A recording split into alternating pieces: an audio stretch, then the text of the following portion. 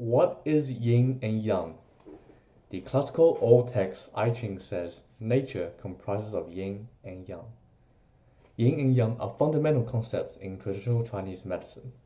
An example of yin and yang is the binary code in the form of digits, zeros, and ones, which becomes the foundation of computer science.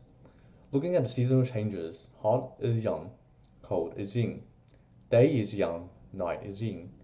Spring and summer are yang, autumn and winter are yin. Yet yin and yang are not static, but instead dynamic, constantly changing from one to the other. If we look at the sun's movement, the sun rises up from the east and falls down the west. One goes up, the other one goes down. The moon appears at night, thus day and night are opposite. This is when the idea of Tai Chi diagram is formed.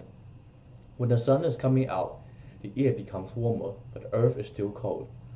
When the sun is at noontime, the earth is warming up. The sun is at the brightest time. When the sun is setting down, the air is cooling down. However, the earth is still warm. When the moon is at midnight, the air and earth become cool. This is still not a full picture. Yin and yang combine together just as sperm and egg meet to create new life. Once combined, cells separate and divide to form new cells, an ongoing process. What yin and yang teach us is to consider different perspectives. We could recognize that it is a sun only because it is a moon. We recognize it is dark because of contrast with daylight. Our nervous system too uses this binary system.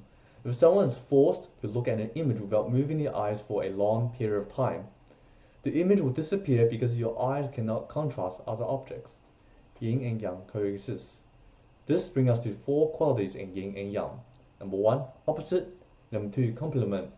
Number 3, inverse. And number 4, transformation. Using these qualities, traditional Chinese medicine creates systems to diagnose and treat people. When someone says excessive yang, it is relative to yang being excess, thus consuming the yin. When someone says excessive yin, it is relative to yin too strong, thus suppressing the yang. When someone says yang deficiency, it also accompanies with lack of yin to support the yang. When someone says yin deficiency, it also accompanies imbalanced yang overriding the yin. In summary, when yin and yang lose balance, a person becomes sick. By adjusting this imbalance, the person becomes healthy again. Thanks for watching.